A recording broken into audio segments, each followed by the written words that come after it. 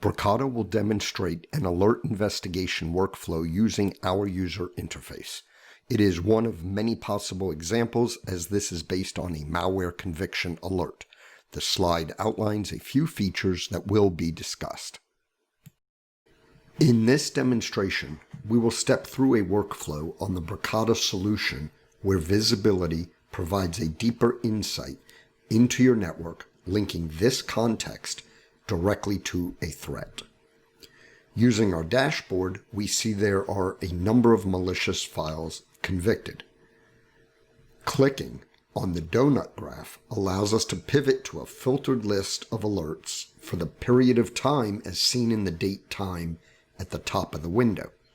In this case, the last 24 hours.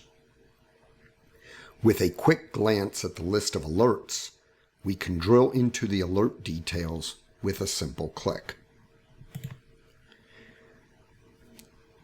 The alert details will provide the analyst with rich context related to the alert, allowing a good or bad decision, along with next steps as he triages the alert. Often, an analyst may have to turn their attention to other systems to gather this data.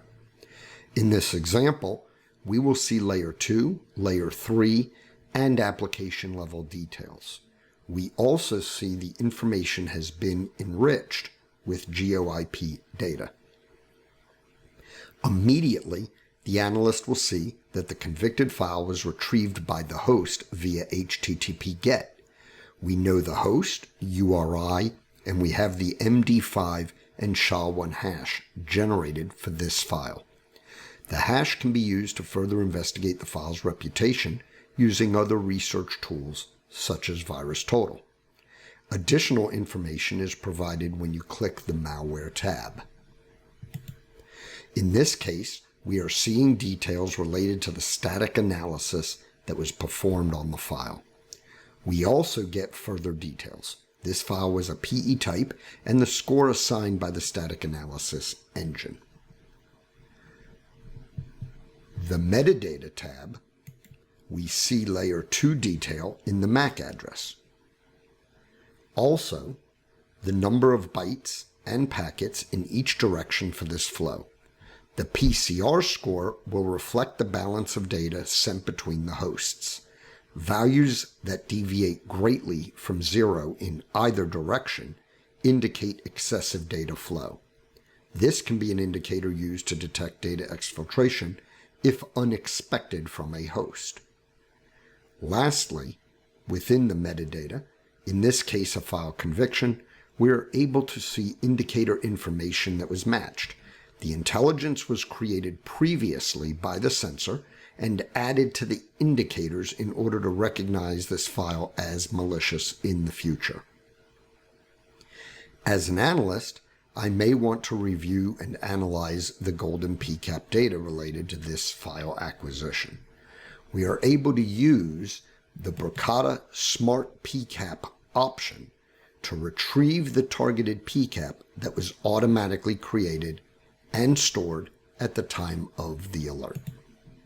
You should note that alerts may be tagged manually or automatically through our data tuning policy applied to the sensor.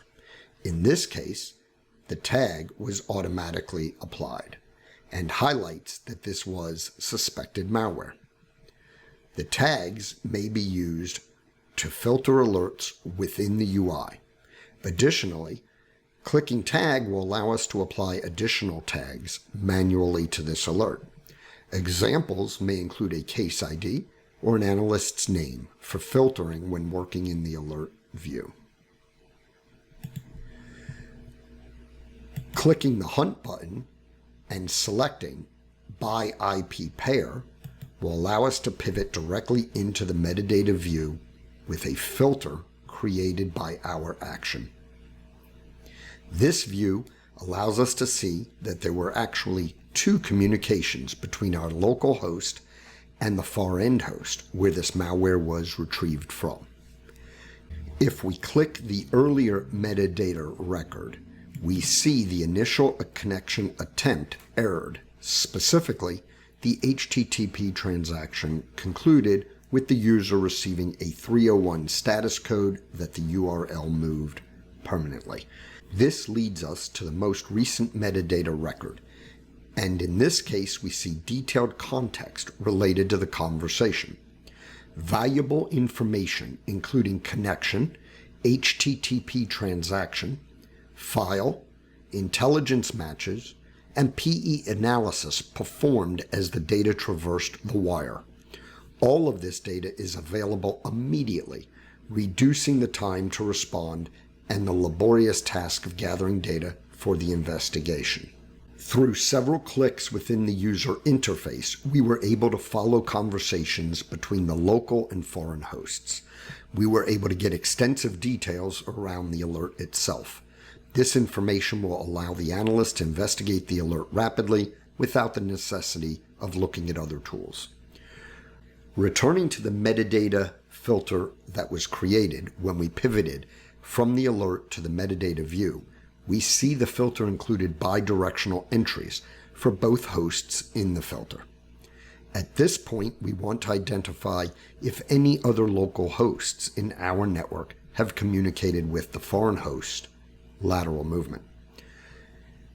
Using the checkboxes next to the filter criteria, we are able to temporarily disable the criteria, a time saver for the analyst, and apply the revised filter. We are relieved to see that only this local host was communicating with the foreign host. Seeing that no other host communications were observed, we're able to move forward and finalize our investigation into this alert. But before we complete our investigation, we should perform due diligence and look in the communications our local host has had recently. By enabling the local host and disabling the foreign host in our filter, we are able to see there are additional conversations. We will add a column to our display. This reveals the additional alerts have been raised for the local host. At this point, we would investigate each of those alerts to determine if there are actions that need to be performed in response. Thank you for watching this short video that provides a brief view of the Bricata solution and the rich context made available around alerts that are generated.